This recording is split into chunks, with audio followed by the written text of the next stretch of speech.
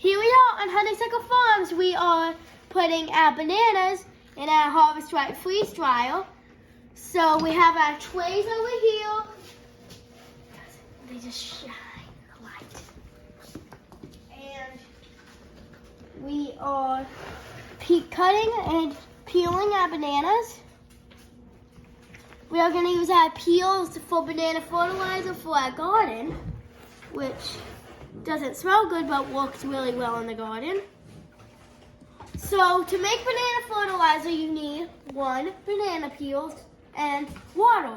Basically, that's it. You just put it in a jar. It can be a small jar. It can be a tiny jar. A big jar. So that's how you make banana fertilizer. And it's super good for your garden. That's a really cool tool. Yes, it is, because it cuts our bananas. Look, and all you have to do is push them through the back, like that. And they're perfectly sized. Okay, so we are on our next 4 bananas. And we are peeling our 4 bananas. So, and we'll cut them, then we'll put them on the trays, and then they'll go in the freeze dryer, and then we gotta eat them. It's a circle of the banana freeze drying. That part. That we are going to sell because we have some friends that our homeschool group are part of who really like them. We have multiple people who really like them at CC. So I was thinking of selling them there, or doing carrots or cucumbers.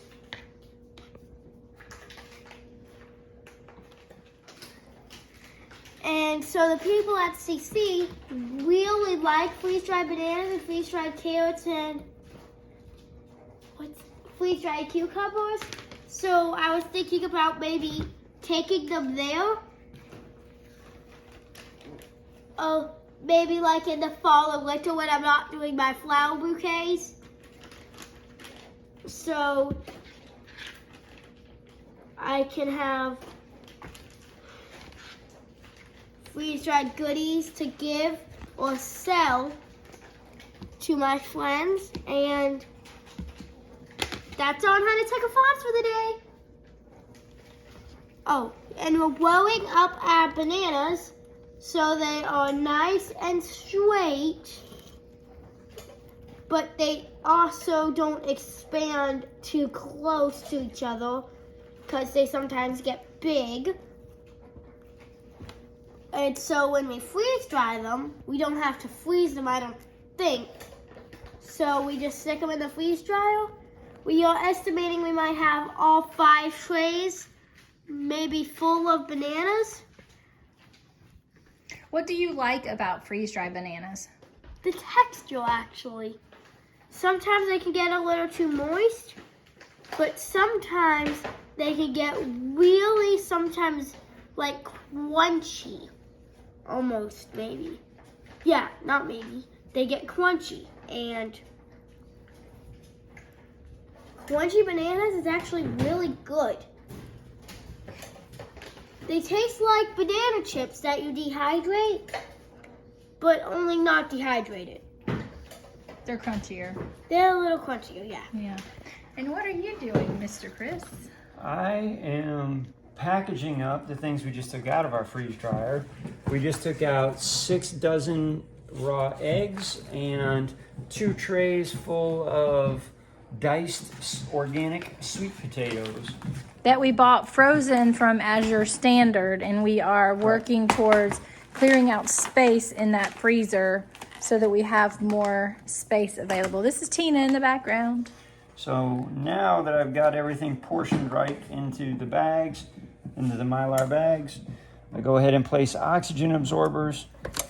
Then we seal up the Mylar bags with a double seal, just in case if you only do 1 seal and one of those seals fails, then the contents that you thought was well protected on the inside is not. So we do a double seal across the top. So we give it 2 points, hopefully reducing the failure rate of the seal. And seal them on up that way. Then we'll go ahead and label everything and get them put up. And there's a trick you do when you label them. Correct. These oxygen absorbers that we're putting in here now are this size. So they're about the size of 2 of my fingers all the way down to the knuckle and about 2 of the fingers width. What I like about that size, and they're nice and heavy, those are Harvest Right brand. And, you know, we got some when we first got the freeze dryer, and I found you put one of those oxygen absorber packets in the top. It's pretty obvious to see when you open up the top. You know, there's this oxygen packet staring at you. And when I ran out of what we initially got, I tried the good old American shortcut of trying to use Amazon. And let's just say it's not like the picture. So you order some from Amazon, and they came about the size of salt and pepper shakers at fast food restaurants. They were very small. So I found that in order to do significant amount of, I had to put 3, 4, or 5 of them in there. Well, now if you're reconstituting this stuff and it's a survival situation, or you're in the dark, or you're just trying to pour water into the bag, you want to get those oxygen absorbers out before you reconstitute anything that you freeze dried. So now my method is I put a little number with a circle around it to indicate on each package how many oxygen absorbers you got to play Go Fish for when you open it up. The other thing I do when I package it is I get all my food put into these bags right away out of the trays. I handle everything with gloved hands. That way I'm not putting any moisture or oils or bacteria into the food that I'm looking to prepare. It's okay, dogs. The dogs heard something. So, squirrel must have run by outside. So in this case, what I do, I want to make sure that my oxygen absorbers are effective, so I only handle them with gloved hands. I get all the food in the bags loose, ready to go. Then and only then do I cut open my package of oxygen absorbers, place one, and that's the convenient thing about this size, I only need one, place one in each bag. Then the very first thing I do is go ahead and reseal this back up along with the oxygen absorber indicator. The longer these are exposed to oxygen, the more of their life they use, and the less oxygen they're going to absorb inside our actual package, which is the purpose of putting them in there. So in order to preserve them and make sure that the ones we have sealed up like that are still good, you want to have them exposed to oxygen for as short a time as possible. The other thing I like about the Harvest Right brand is they put 50 oxygen absorbers into a single box, whereas everybody else I've ordered them from, you order 50, you order 100, you order 300, they come in a bag, vacuum packed with all 100, 200, 350, 400, 500 of them in at a time. Harvest Right puts 10 in a vacuum packed thing at a time, along with an indicator that's pink that turns gray when it's exposed to oxygen. So these I just put back in, so you can tell that this one is already been exposed to oxygen. Now, as these do their job, this sticker will turn pink again. If I go to open this bag up in a week to do more of these, or maybe even tomorrow afternoon, and this is still gray, then that means these oxygen absorbers got exposed to air for too long and they've already spent. It's like a sponge. They've already soaked up all their water. These have already soaked up all their oxygen. They won't be worth anything. And I certainly would want to know that before I put them into my food that I'm preserving where I want it to absorb the oxygen.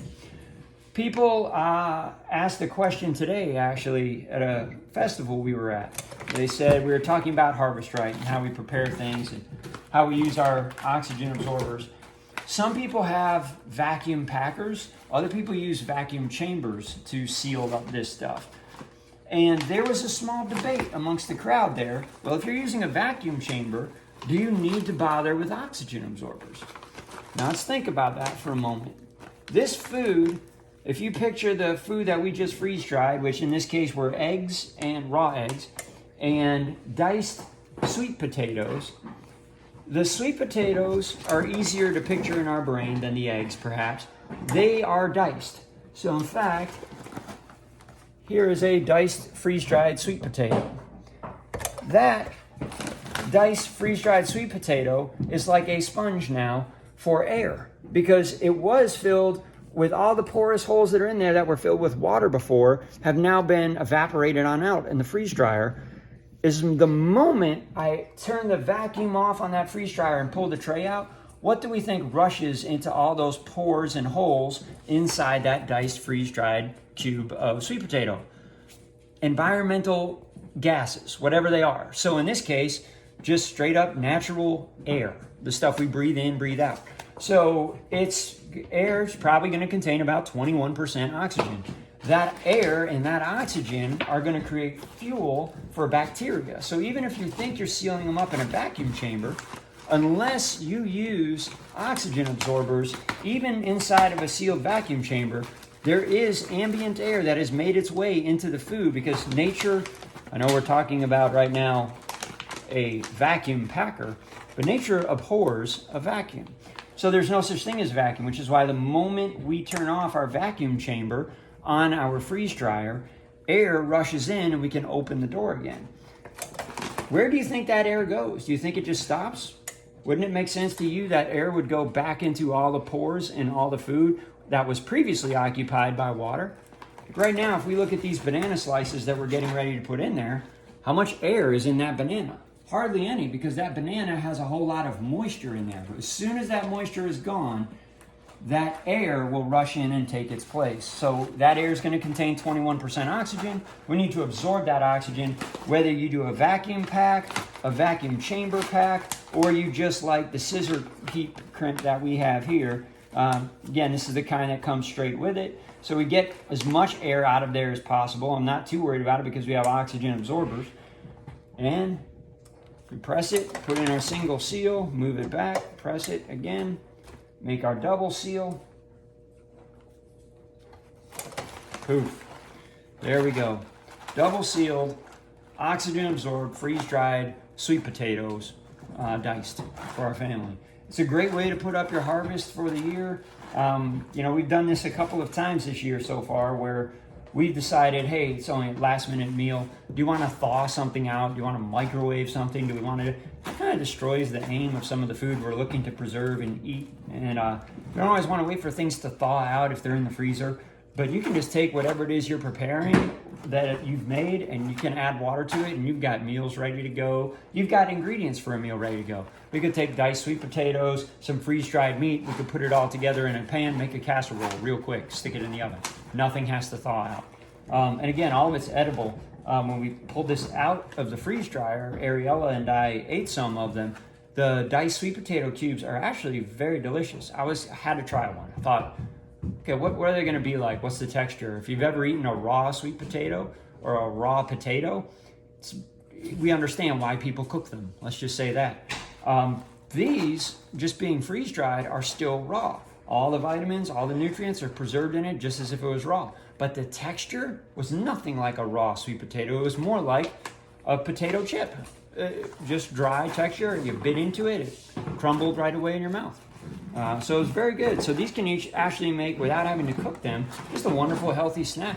I know we first started doing that with green beans for Ariella, and she ate them up. I mean, her favorite. She could sit down in a single day and eat a number 10 can full of freeze-dried green beans. No exaggeration. And not in place of all her other meals. She would eat that just as a snack. So when we stop and think about it, do we want to preserve, freeze-dry our own veggies and then give those to our kids for a munchable snack? I do.